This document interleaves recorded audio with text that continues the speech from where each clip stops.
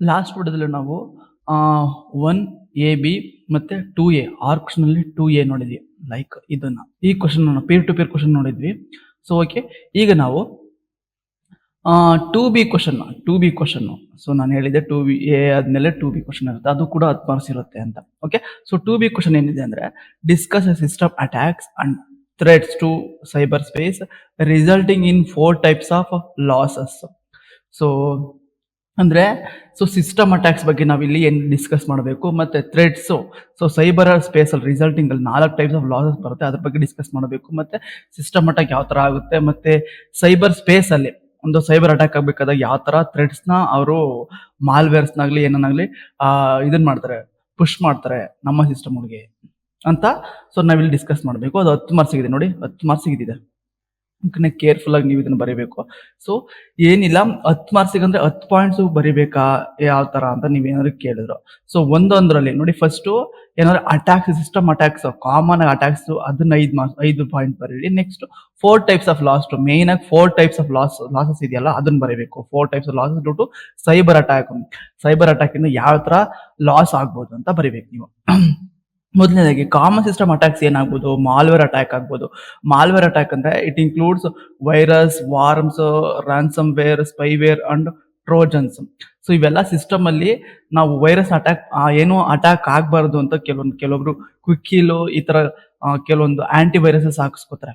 ಅದನ್ನ ಇಲ್ಲಿ ಡಿಫೈನ್ ಮಾಡೋದು ಮಾಲ್ವೇರ್ ಅಟ್ಯಾಕ್ಸ್ ನ, ಅದನ್ನ ಡಿಟೆಕ್ಟ್ ಮಾಡೋದಕ್ಕೆ. ಮತ್ತೆ ಅದು ಪ್ರೊಟೆಕ್ಟ್ ಮಾಡ್ಬೇಕು, ನಮ್ಮ ಸಿಸ್ಟಮ್ ಪ್ರೊಟೆಕ್ಟ್ ಮಾಡಿ ಆ ತರ ಹಾಕೊಂಡ್ರೆ. Next design to steal, encrypt or delete data or disturb operation. ಇದನ್ನೇನಕ್ಕೋಸ್ಕರ ನಾವು ಡಿಸೈನ್ ಮಾಡಿರ್ತಾರೆ ಅಂದ್ರೆ ಈ ಮಾಲ್ವೇರ್ ಅಟ್ಯಾಕ್ಗಳ. ಸೊ ಕಳ್ತನ ಮಾಡೋದಕ್ಕೆ ಅಂದ್ರೆ ತಗೊಳ್ಳೋದಕ್ಕೆ ನಾವು, ಮತ್ತೆ ನಮ್ಮ ಹತ್ರ ಡೇಟಾನ ಎನ್ಕ್ರಿಪ್ಟ್ ಕೂಡ ಅವರೇ ಮಾಡ್ತಾರೆ.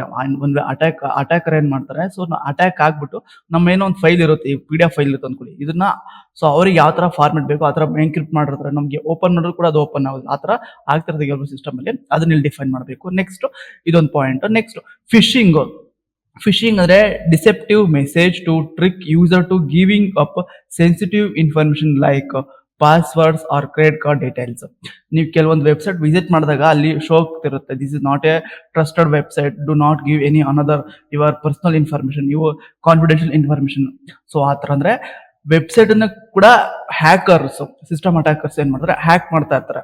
ಸೊ ನೀವು ಕೇರ್ಫುಲ್ ಆಗಿ ನೀವು ನಿಮ್ಮ ಡೇಟಾನ ಕೊಡಬೇಕಾಗುತ್ತೆ. ಲೈಕ್ ಆದ್ರೆ ಟ್ರಸ್ಟೆಡ್, ಮತ್ತೆ ಇನ್ನೊಂದು ಅಡ್ವಾನ್ಸ್ ಏನೇನು ವೆಬ್ಸೈಟ್ ಇರ್ತೋ ಅವೆಲ್ಲ ಟ್ರಸ್ಟೆಡ್ ವೆಬ್ಸೈಟ್. ಇನ್ ಕೆಲವೊಂದು ಥರ್ಡ್ ಪಾರ್ಟಿ ನಿಮ್ಗೆ ಪರ್ಸನಲ್ ಆಗಿ ಕಳಿಸ್ತಾರೆ, ಲೈಕ್ ಇದನ್ನ ಕ್ಲಿಕ್ ಮಾಡಿ, ಸೊ ಇಲ್ಲ ನಿಮ್ಮ ಇನ್ಫಾರ್ಮೇಶನ್ ಎಂಟರ್ ಮಾಡಿ, ನಿಮ್ಮ ಪರ್ಸನಲ್ ಇನ್ಫಾರ್ಮೇಶನ್ ಎಂಟರ್ ಮಾಡಿ, ಕ್ರೆಡಿಟ್ ಕಾರ್ಡ್ ಡೀಟೇಲ್ಸ್ ಎಂಟರ್ ಮಾಡಿ ಅಂತ ಕಳಿಸಿರ್ತಾರಲ್ಲ. ಸೊ ಆ ತರ ಅನ್ಅಥರೈಸ್ಡ್ ವೆಬ್ಸೈಟ್ಗಳಿಗೆ ನಿಮ್ಮ ಪರ್ಸನಲ್ ಇನ್ಫಾರ್ಮೇಶನ್ ಪ್ರೊವೈಡ್ ಮಾಡಬೇಡಿ. ನೆಕ್ಸ್ಟ್ ಡೆನಿಯಲ್ ಆಫ್ ಸರ್ವಿಸಸ್, ಇದೊಂದು ಕಾಮನ್ ಅಟ್ಯಾಕ್ ಇದು. ಸೊ ಡೆನಿಯಲ್ ಆಫ್ ಸರ್ವಿಸಸ್ ಅಥವಾ DOS ಅಂತ ಕರಿಬಹುದು, DDoS ಅಂತ ಕೂಡ ನಾವು ಇಲ್ಲಿ ಕಾಲ್ ಮಾಡಬಹುದು. ಇದೇನ್ ಮಾಡುತ್ತೆ, overload networks or servers making them unavailable to users. So ಒಂದ್ ಸಲ ಏನಾದ್ರು ಕಂಪ್ನಿಗೆ, ದೊಡ್ಡ ಕಂಪ್ನಿ ಇರುತ್ತೆ, ಆ ಕಂಪ್ನಿ ಒಂದು ಈಗ ಸ್ಟಾರ್ಟ್ಅಪ್ ಆಗೋ ಕಂಪ್ನಿಗಳು ಇರ್ತಾವಲ್ಲ, ಆ ಕಂಪ್ನಿಗಳಿಗೆ ಚಿಕ್ಕ ವೆಬ್ಸೈಟ್ ಮಾಡ್ಕೊಂಡಿರ್ತಾರೆ, ಅವ್ರಿಗೆ ಎಷ್ಟು ಬೇಕು ಲೋಡ್ ಅಷ್ಟು ಮಾತ್ರ ಇದು ಮಾಡ್ಕೊಂಡಿರ್ತಾರೆ. ಸೊ ಒಂದು ಸಲ ಅಟ್ಯಾಕರ್ ಏನಾದ್ರು, ರೀಸೆಂಟ್ ಆಗಿ ನನ್ನ ಎಕ್ಸಾಂಪಲ್ ಕೊಡ್ತೀನಿ. ರೀಸೆಂಟ್ ಆಗಿ ನನ್ನ ವೆಬ್ಸೈಟ್ ಅಲ್ಲಿ ಯಾರೋ ಒಬ್ರು ಏನ್ ಮಾಡಿದ್ರು ಅಂದ್ರೆ, ಅಟ್ಯಾಕ್ ಮಾಡ್ಬಿಟ್ಟು ಏನ್ ಮಾಡಿದ್ರು ಅಂದ್ರೆ, ನೋಟ್ಸ್ ನ ಫ್ರೀಯಾಗಿ ಡೌನ್ಲೋಡ್ ಮಾಡ್ಕೋಬೇಕು, ಆ ತರ ಮಾಡಿದ್ರು. ಯಾವ ತರ ಇದು ವರ್ಕ್ ಆಗ್ತಿದೆ ಅಂತ ನಾನು ಅವ್ರಿಗೆ ಕೇಳಿದಾಗ, ಸೊ ಇದನ್ನ ನೀವು ನನ್ನ ವೆಬ್ಸೈಟ್, ನೀವು ನನಗೆ ಅಮೌಂಟ್ ಆದ್ರೂ ಕಳಿಸಿ, ಕ್ಯಾಶ್ ಪ್ರೈಸ್ ಆದ್ರೂ ಕೊಡಿ, ಇಲ್ಲ ಅಂದ್ರೆ ಒಂದು ನನ್ನ ಏನು ನಮ್ಮ ಅಟ್ಯಾಕ್ ಮಾಡಿದ್ವಲ್ಲ ಅದ್ರದ್ದು ನಮ್ಗೊಂದು ಇದು ಕ್ರೆಡಿಟ್ ಕಾರ್ಡ್ ಕೊಡಿ ಅಂತ, ನಿಮ್ ವೆಬ್ಸೈಟ್ ಅಲ್ಲಿ ಕ್ರೆಡಿಟ್ ಆದ್ರೂ ಕೊಡಿ, ನಿಮ್ ಕೆಳಗಡೆ ಆಗಿರ್ತಲ್ಲ ಅಲ್ಲಿ ಹಾಕೊಳ್ಳಿ ಅಂತ ಹೇಳಿದ್ರು. ನಾನು ಅಷ್ಟೊಂದು ದುಡ್ಡು ಖರ್ಚು ಮಾಡಿ ನಾವು ವೆಬ್ಸೈಟ್ ಮಾಡಿ ನಿಮ್ಗೆ ಹೆಲ್ಪ್ ಆಗ್ಲಿ ಅಂತ ಮಾಡಿದ್ರೆ, ಸೊ ಈ ತರ ಯಾರೊಬ್ಬ ಸ್ಟೂಡೆಂಟ್ ಮಾಡಿದ್ರು. ಅವಾಗ ಗೊತ್ತಾಯ್ತು ಡೆನಿಯಲ್ ಆಫ್ ಸರ್ವಿಸ್ ಅಂದ್ರೆ. ಸೊ ಅವರು ಅಟ್ಯಾಕ್ ಮಾಡಿ ಈ ತರ ನಮ್ಗೆ ಅವ್ರ ದುಡ್ಡು ಕೇಳ್ತಾರೆ, ನಮ್ ಸರ್ವರ್ ಹ್ಯಾಕ್ ಮಾಡಿರ್ತಾರೆ ಅಂತ ಅವಾಗ ಗೊತ್ತಾಯ್ತು. ಅವಾಗ ನಾನೇ ಕುತ್ಕೊಂಡು ಸಾರ್ಟ್ ಔಟ್ ಮಾಡಿ ಈ ಡೆನಿಯಲ್ ಆಫ್ ಸರ್ವಿಸ್ ನ ರಿಮೂವ್ ಮಾಡಿದೆ. ಅಂದ್ರೆ ಏನಿಲ್ಲ, ಸೊ ಅವ್ರಿಗೆ ಯಾಕೆ ನಾನು ದುಡ್ಡು ಕೊಡ್ಬೇಕು, ನಾನು ದುಡ್ಡು ಕೊಡಲ್ಲ, ನಿಮ್ದು ನಾನು ಅಷ್ಟೊಂದು ಕಷ್ಟಪಟ್ಟು ಮಾಡಿದ ಅಂತ ಹೇಳಿ ಅವ್ರನ್ನ ರಿಮೂವ್ನೇ ಮಾಡ್ಬಿಟ್ಟೆ. ಸೊ ಈಗ ನಮ್ ವೆಬ್ಸೈಟ್ ಸೆಕ್ಯೂರ್ ಆಗಿದೆ, ಯಾರು ಬೇಕಾದ್ರೂ ನೀವು ವಿಸಿಟ್ ಮಾಡ್ಬೋದು. ಬಟ್ ಏನು ಅಂದ್ರೆ ಯಾವುದೇ ಕಾರಣಕ್ಕೂ ಹ್ಯಾಕ್ ಮಾಡೋದಕ್ಕಂತೂ ಆಗಲ್ಲ. ಅವ್ರು ಏನ್ ಮಾಡಿದ್ರು ಅಂದ್ರೆ ಫ್ರೀಯಾಗಿ ನೋಟ್ಸ್ ಡೌನ್ಲೋಡ್ ಮಾಡ್ಕೊಂಡಿದ್ರು ಅಷ್ಟೇ. ಅಂದ್ರೆ ಸೊ ಅಲ್ಲಿ ಇದ್ರಾಗ ಬರುತ್ತೆ, ನೋಟ್ಸ್ ಡೌನ್ಲೋಡ್ ಮಾಡ್ಕೊಂಡು ಆ ತರ ಮಾಡ್ಕೊಂಡಿದ್ರು. ನೆಕ್ಸ್ಟ್ ಇನ್ನೊಂದು man in the middle, MITM ಅಂದ್ರೆ man in the middle. Attacker intercept communication between 2 parties to steal or alter data.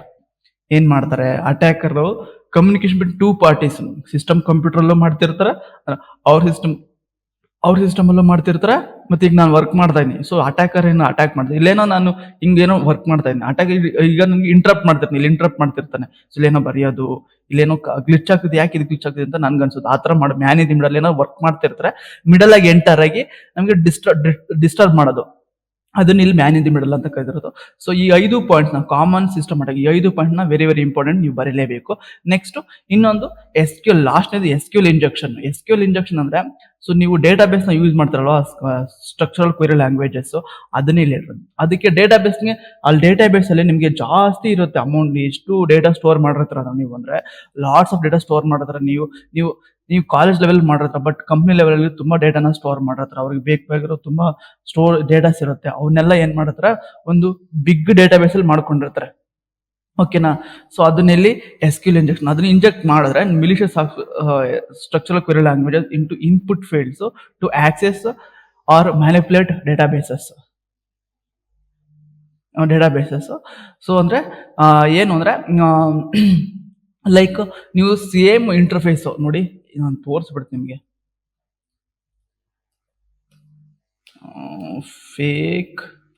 Fake Instagram login page ನೋಡಿ, ಏನಿಲ್ಲ, ಫೇಕ್ ಇನ್ಸ್ಟಾಗ್ರಾಮ್ ಲಾಗಿನ್ ಪೇಜ್ ಹೆಂಗಿರುತ್ತೆ ಅಂದ್ರೆ, ಸೊ ನೀವು ಪ್ರೊವೈಡ್ ಮಾಡಿರ್ತಾರೆ ನೋಡಿ,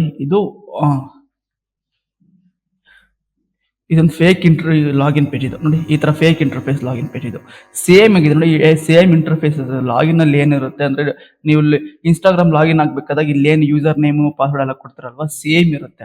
ಬಟ್ ನೀವು ಎಂಟರ್ ಮಾಡೋ ಡೇಟಾ ಇಲ್ಲಿ ಎಲ್ಲೋಗಿ ಸ್ಟೋರ್ ಆಗುತ್ತೆ, ಅಟ್ಯಾಕರ್ ಸಿಸ್ಟಮ್ ಅಲ್ಲಿ ಹೋಗಿ ಸ್ಟೋರ್ ಆಗುತ್ತೆ. ಸೊ ಅಂದ್ರೆ ಸೇಮ್ ಇನ್ಪುಟ್ ಫೀಲ್ಡ್ಸ್ ನ ಕೊಟ್ಟಿರ್ತಾರೆ, ಸೇಮ್ ಕ್ವೆರಿನ ಕೊಟ್ಟಿರ್ತಾರೆ, ಎಲ್ಲ ಅವರೇ ಸೇಮ್. ಇನ್ಸ್ಟಾಗ್ರಾಮ್ ನ 2019 ಅಥವಾ 2020 ಒಂದು ಬಿಗ್ ಇದನ್ನ ಚಾಲೆಂಜ್ ನ ಫೇಸ್ ಮಾಡಿತ್ತು ನಮ್ಮ ಇನ್ಸ್ಟಾಗ್ರಾಮ್. ಏನು ಅಂದ್ರೆ, ಸೊ ಯಾರೋ ಈ ತರ ಅಟ್ಯಾಕರು, ಒಂದು ಸೈಬರ್ ಅಟ್ಯಾಕರ್ ಏನ್ ಮಾಡಿದ್ರೆ, ಇನ್ಸ್ಟಾಗ್ರಾಮ್ ನ ಹ್ಯಾಕ್ ಮಾಡ್ಬಿಟ್ಟು ಅದ್ರೊಳಗಿರೋ ಡೇಟಾನ ಇದನ್ ಮಾಡ್ಕೋಬೇಕು ಅಂತ ಸೊ ಟ್ರೈ ಮಾಡಿದಾರೆ. ಬಟ್ ಆಗಿತ್ತು, ಅದನ್ನ ಸಾರ್ಟ್ ಔಟ್ ಮಾಡಿದ್ರು ಇನ್ಸ್ಟಾಗ್ರಾಮ್ ಅವರೇ. ಸೊ ಆತರ ಆಗಿತ್ತು ಅಂದ್ರೆ, ನಾವೇನು ಸ್ಟೋರ್ ಮಾಡಿರ್ತೀವಿ ನಮ್ಮ ಇನ್ಸ್ಟಾಗ್ರಾಮು ಪಾಸ್ವರ್ಡ್ ಯೂಸರ್ ನೇಮ್ಸ್, ಅದು ಸೇಫ್ ಅಲ್ಲ. ಕೆಲವೊಂದು ಟೈಮ್ 2020 ಈಗ ಸೇಫ್ ಆಗಿದೆ ಅಂದ್ರೆ 8 to 8 ಎನ್ಕ್ರಿಪ್ಷನ್ ಆಗಿರುತ್ತೆ. ಅದನ್ನ ಡೆವಲಪ್ ಮಾಡಿರೋ ಡೆವಲಪರ್ ಕೂಡ ಈಗ ನೋಡೋದಕ್ಕಿಲ್ಲ, ಆತರ ಮಾಡಿದ್ರೆ. ಸೊ ಇದು 5 ಕಾಮನ್ ಅಟ್ಯಾಕ್ಸ್ ನೀವು ಬರೀಲೇಬೇಕು, ಓದ್ಕೊಳ್ಳಿ ಮತ್ತೆ ಕ್ಲೀನ್ ಆಗಿ. ಸೊ ಏನೇ ಡೌಟ್ ಇತ್ತು ಅಂದ್ರೆ ನೀವು ಮೆಸೇಜ್ ಮಾಡಿ. ನೆಕ್ಸ್ಟ್ ಇನ್ನೊಂದು 4 ಟೈಪ್ಸ್ ಆಫ್ ಲಾಸಸ್ ಈ ಡ್ಯೂ ಟು ಸೈಬರ್ ಅಟ್ಯಾಕ್ ಇಂದ ಯಾವ ತರ ಲಾಸಸ್ ನಾವೀಗ ಫೇಸ್ ಮಾಡ್ತೀವಿ ಅಂತ. So first one financial losses ಯಾವ ತರ ನಾವು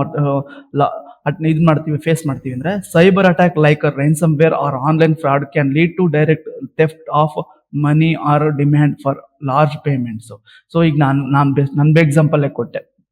ಎಕ್ಸಾಂಪಲ್ ಕೊಟ್ಟೆ ನಾನು ಏನಂತ, ಫೈನಾನ್ಷಿಯಲ್ ಲಾಸ್ ಅಂದ್ರೆ, ಸೊ ಯಾರೋ ಒಬ್ಬ ಅಟ್ಯಾಕರ್ ಅಂತ ಅವ್ರು ಇದು ಮಾಡಿದ್ರು. ಸೊ ಅವ್ರು ಏನ್ ಮಾಡಿದ್ರು, ವೆಬ್ಸೈಟ್ ಅಲ್ಲಿ ಯಾವ ತರ ಫ್ರೀಯಾಗಿ ಡೌನ್ಲೋಡ್ ಮಾಡ್ಕೊಳ್ಳೋದು ಅಂತ ಹೇಳಿದ್ರು. ಸೊ ಅದು ಅವ್ರು ನನಗೆ ಒಂದು ಡಿಮ್ಯಾಂಡ್ ಮಾಡಿದ್ರು, ನೀವು ನನಗೆ ಕ್ಯಾಶ್ ಪ್ರೈಸ್ ಆದ್ರೂ ಕೊಡಿ, ಇಲ್ಲ ನನಗೊಂದು ನಿಮ್ಮ ಇದರಲ್ಲಿ ಏನು ಹಾಕೊಳ್ಳಿ, ನನಗೆ ಕ್ರೆಡಿಟ್ಸ್ ಆದ್ರೂ ಕೊಡಿ, ನಿಮ್ಮ ವೆಬ್ಸೈಟ್ ಕ್ರೆಡಿಟ್ಸ್ ಆದ್ರೂ ನನಗೆ ಕೊಡಿ. ಅಂದ್ರೆ ಅವ್ರ ಏನು ಸ್ಟೂಡೆಂಟ್ಸ್ ಡೀಟೇಲ್ಸ್ ಇದೆಯಲ್ಲ, ಸೊ ಯಾರು ಅಟ್ಯಾಕ್ ಮಾಡಿದ್ರು ಅಂತ ಒಂದು ಇದನ್ನ ಹಾಕೋಬೇಕು, ಒಂದು ಇಮೇಜ್ ಹಾಕೋಬೇಕು, ಅದನ್ನಾದ್ರೂ ಮಾಡಿ ನಿಮ್ಮ ವೆಬ್ಸೈಟ್ ಅಲ್ಲಿ ಅಂತ ಹೇಳಿದ್ರು.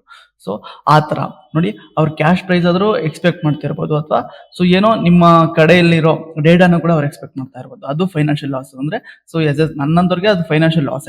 ಸೊ ನನ್ನಂತ ಎಷ್ಟೋ ಕಂಪ್ನಿಗಳಿಗೆ ಅದು financial loss. Next organisation incur heavy cost for legal penalties, data recovery and strengthening future security.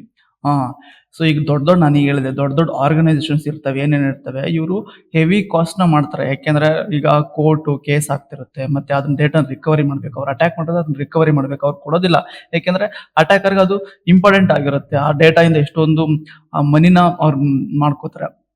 So ಅವಾಗ ಲೀಗಲ್ ಆಗಿ ನಾವು ಹೋಗ್ಬೇಕಾದ್ರೆ ಕೋರ್ಟು ಕೇಸು ಅಂತ ಎಲ್ಲ ಅಲಿಬೇಕಾಗುತ್ತೆ. ಅವಾಗ ದುಡ್ಡು ಅಮೌಂಟ್ ಜಾಸ್ತಿ ನಾವು ಸ್ಪೆಂಡ್ ಮಾಡ್ಬೇಕಾಗುತ್ತೆ. ಅದನ್ನ ಡೇಟಾ ರಿಕವರಿ ಮತ್ತೆ ಲೀಗಲ್ ಪೆನಾಲ್ಟೀಸ್ಗೆ ಅಂಡ್ ಸ್ಟ್ರೆಂಥನಿಂಗ್ ಫ್ಯೂಚರ್ ಸೆಕ್ಯೂರಿಟಿ. ಮತ್ತೆ ಸೊ ಈಗ ನೀವು ಯೂಸರ್ಸ್ ಆಗಿ ಯೂಸ್ ಮಾಡ್ತಿರ್ತೀರ ಅಪ್ಲಿಕೇಶನ್ಸ್, ಸೊ ನಿಮ್ಮ ಫ್ಯೂಚರ್ಸ್ ಕೂಡ ಅದ್ರೊಳಗೆ ಇರುತ್ತೆ. ಸೊ ನಿಮ್ಮ ಸೆಕ್ಯೂರಿಟಿ ರೀಸನ್ಸ್ಗೂ ಕೂಡ ಅವ್ರು ನೋಡ್ಬೇಕು, ನಿಮ್ಗೇನು ತೊಂದರೆ ಆಗ್ಬಾರ್ದು ಅಂತ. ಈಗ ಲೈಕ್ ಅಮೆಝಾನ್, ಫ್ಲಿಪ್ಕಾರ್ಟ್, ಮೀಶೋ ಮತ್ತೆ ಇನ್ಸ್ಟಾಗ್ರಾಮು, ಫೇಸ್ಬುಕ್ ಈ ತರ ಏನೇನು ಅಪ್ಲಿಕೇಶನ್ಸ್ ಇದಾವೆ ಇವರೆಲ್ಲ ನಮ್ಮಂತ ಎಷ್ಟೋ ಯೂಸರ್ಸ್ಗೆ ಸೆಕ್ಯೂರಿಟಿ ಕೊಟ್ಟೇ ಕೊಡ್ತಾರೆ. ನಮ್ಮ ಡೇಟಾ ಯಾವ್ದು ಕಾರಣಕ್ಕೂ ಲೀಕ್ ಆಗುತ್ತೆ, ನಮಗೆ ಮಾತ್ರ ಅದು ಅವೈಲೇಬಲ್ ಇರೋ ತರ ಮಾಡ್ತಾರೆ.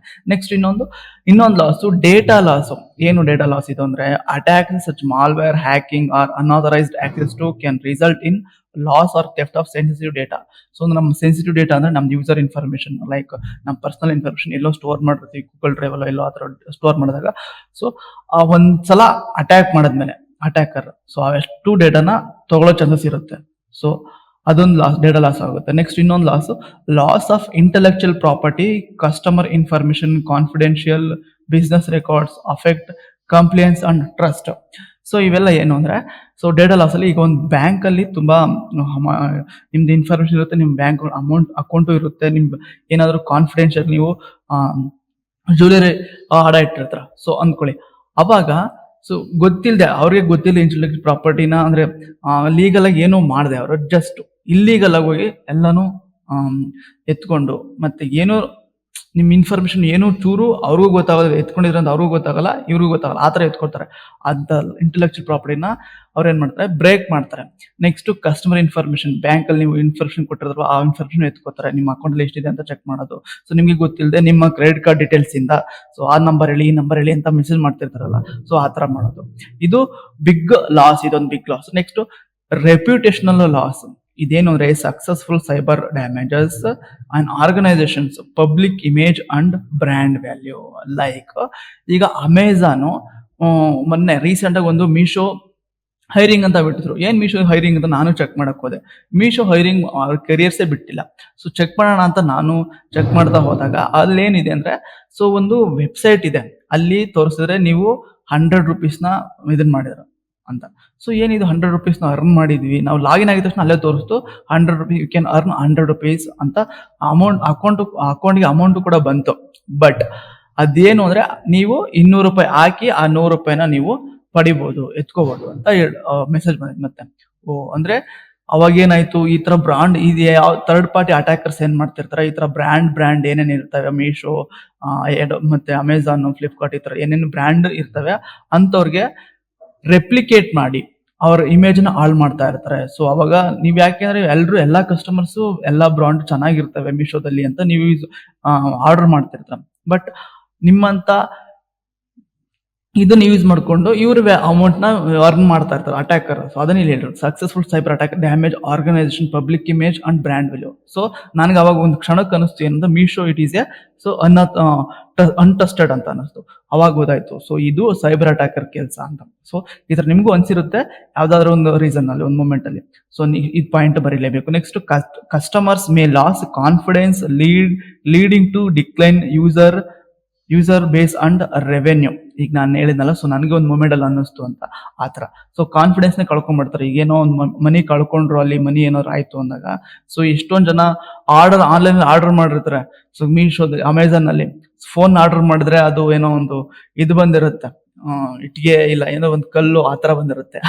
ಆ ತರದ್ರಲ್ಲಿ ಇದೊಂದು ಪಾಯಿಂಟ್, ರೆಪ್ಯುಟೇಷನ್ ಲಾಸ್ ಕೂಡ ಆಗುತ್ತೆ. ಸೊ ಅವಾಗ ಕಾನ್ಫಿಡೆನ್ಸ್ ಕಳ್ಕೊಂಡ್ಬಿಡ್ತಾರೆ, ಆ ಬ್ರ್ಯಾಂಡ್ ವ್ಯಾಲ್ಯೂನ ಕಾನ್ಫಿಡೆನ್ಸ್ ಕಳ್ಕೊಂಡ್ಬಿಡ್ತಾರೆ. ಅಲ್ಲಿಗೆ ಇನ್ವೆಸ್ಟ್ ಮಾಡೋದಕ್ಕೆ ಅವರು ಹೋಗೋದಿಲ್ಲ, ಆರ್ಡರೇ ಮಾಡೋದಿಲ್ಲ ನೆಕ್ಸ್ಟ್ ಟೈಮ್, ಆ ತರ ಆಗುತ್ತೆ. ನೆಕ್ಸ್ಟ್ ಇನ್ನೊಂದು ಆಪರೇಷನಲ್ ಲಾಸ್. ಸೊ ಇದು ಆಪರೇಷನಲ್ ಲಾಸ್ ಅಂದ್ರೆ, cyber threat like denial of services can bring down servers disrupting business operations. Next ಇನ್ನೊಂದು delays in service delivery and system down time reduce productivity and efficiency. ಏನಿದು, so ಈಗ ಒಂದು ಚಿಕ್ಕ organisation ಇರುತ್ತೆ ಅಂದ್ಕೊಳ್ಳಿ, ಅವಾಗ ಅವ್ರಿಗೆ ಚಿಕ್ಕ ಸರ್ವರ್ ಮಾಡ್ಕೊಂಡಿರ್ತಾರೆ. ಅವಾಗ ಎಷ್ಟು ಒಂದು 10 ಪೀಪಲ್ಸ್ ಎಷ್ಟು ವರ್ಕ್ ಮಾಡ್ಬೇಕು ಅಷ್ಟು ಸರ್ವರ್ ಮಾತ್ರ ಮಾಡ್ಕೊಂಡಿರ್ತಾರೆ. ಅದನ್ನೇ ಸರ್ವರ್ನ ಹ್ಯಾಕ್ ಮಾಡ್ಬಿಟ್ಟು ನೀವು ಕನ್ನಡದಲ್ಲಿ ಒಂದು ಫಿಲಮ್ ಇದೆ, ಯಾವ್ದು ಅಂದ್ರೆ ನವೀನ್ ಶಂಕರ್, ಐ ಥಿಂಕ್ ನಾನು ಫಿಲಮ್ ಮಾಡ್ತಿದ್ದೀನಿ, ಆ ಫಿಲಮ್ ನೋಡಿ ನಿಮ್ಗೆ ಗೊತ್ತಾಗುತ್ತೆ. ಸೊ ಸರ್ವರ್ನೇ, ಒಂದು ಆಧಾರ್ ಕಾರ್ಡ್ ಸರ್ವರ್ನೇ ಹ್ಯಾಕ್ ಮಾಡಿಕೊಂಡು ಅದ್ರಾಗಿರೋ ಇನ್ಫಾರ್ಮೇಶನ್ ತಗೊಂಡಿರ್ತಾರೆ ಆ ತರ. ಸೊ ಚಿಕ್ಕ ಆಪರೇಷನ್, ಚಿಕ್ಕ ಇದಿರುತ್ತಲ್ಲ, ಆರ್ಗನೈಸೇಷನ್ ಇರುತ್ತಲ್ಲ, ಆ ಆರ್ಗನೈಸೇಷನ್ಗೆ ಅಟ್ಯಾಕರ್ ಇದನ್ ಮಾಡಿ ಅದ್ರಾಗಿರೋ ಇನ್ಫಾರ್ಮೇಶನ್ ಸರ್ವರ್ನ ಹ್ಯಾಕ್ ಮಾಡ್ತಾರೆ. ಆ ಸರ್ವರ್ ಅಲ್ಲಿ ಇರೋ ಡೇಟಾನ ತಗೋತಾರೆ, ಬಿಸ್ನೆಸ್ ಆಪರೇಷನ್ಗೆ ಅದು ವರ್ಕ್ ಆಗದಿರ್ತಾರ ಮಾಡ್ತಿರ್ತಾರೆ. ಅದನ್ನ ಇಲ್ಲದು ಆಪರೇಷನ್ ಲಾಸ್ ಒಂದು ಪಾಯಿಂಟ್. ನೆಕ್ಸ್ಟ್ ಇನ್ನೊಂದು delays in service deliveries and system down time reduce productivity and efficiency. So for example, ನೀವೇನು ಅಟ್ಯಾಕ್ ಆದಾಗ, ನಮ್ಮ ಸಿಸ್ಟಮ್ ಅಟ್ಯಾಕ್ ಆದಾಗ ಏನಾಗುತ್ತೆ, ಸ್ವಲ್ಪ ಸಿಸ್ಟಮ್ ಸ್ಲೋ ಡೌನ್ ಆಗ್ತಾ ಇರುತ್ತೆ, ವರ್ಕ್ ಆಗೋದಿಲ್ಲ ಆ ತರ ಮಾಡಿರೋದ್ರಿಂದ. ಯಾಕೆಂದ್ರೆ ಸೊ ಪ್ಯಾರಲಿ ಆ ಸಿಸ್ಟಮ್ ವರ್ಕ್, ಅಟ್ಯಾಕರ್ ಸಿಸ್ಟಮ್ ಕೂಡ ವರ್ಕ್ ಆಗ್ತಿರುತ್ತೆ. ದಟ್ ರೀಸನ್ ಸೊ ನಮ್ಮ ಸಿಸ್ಟಮ್ ಡೌನ್ ಟೈಮ್ ಅಂದ್ರೆ ಪ್ರೊಡಕ್ಟಿವ್ ಡೌನ್ ಟೈಮ್ ಏನಾಗ್ತಿರುತ್ತೆ ಕಮ್ಮಿ ಆಗ್ತಿರುತ್ತೆ. ಮತ್ತೆ ಇನ್ನೊಂದು ಏನಾದ್ರು ನಾವು ರಿಕ್ವೆಸ್ಟ್ ನ ಪಾಸ್ ಮಾಡಿದ್ರೆ ಸಿಸ್ಟಮ್ಗೆ ಅಥವಾ ಏನಾದ್ರು ಅಪ್ಲಿಕೇಶನ್ಗೆ ಅದು ಡೆಲಿವರಿ ಆಗೋದು ಸ್ವಲ್ಪ ಡಿಲೇ ಆಗ್ತಾ ಇರುತ್ತೆ. ಅದನ್ನ ಇಲ್ಲಿ delays in service deliveries and system down time reduce productivity and efficiency ಅಂತ. ಓಕೆ, ಸೊ ನೀವು ಆಲ್ಮೋಸ್ಟ್ ಆಲ್ ಇಷ್ಟು 5 ಕಾಮನ್ ಅಟ್ಯಾಕ್ 5 ಪಾಯಿಂಟ್ ಬರಬೇಕು, ಮತ್ತೆ ಯಾವ್ಯಾವ ತರ 4 types loss of attack cyber attack ಆದಾಗ ಅಂತ ಬರೀಲೇಬೇಕು. ಸೊ ಈಸಿ ಆಗಿದೆ, ನೀವು ಇದನ್ನ ಬರೀಬಹುದು. ಇಫ್ ಇನ್ ಕೇಸ್ ನಿಮ್ಗೆ ಏನಾದ್ರು 1 AB ಚೆನ್ನಾಗಿ ಗೊತ್ತು ಅನ್ಸಿದ್ರೆ ನೀವು ಅದನ್ನೇ ಓದ್ ಬರೀಬಹುದು. ಡಯಾಗ್ರಾಮೆಟಿಕ್ ಇದೆ ಅದನ್ನು ಬರೀಬಹುದು.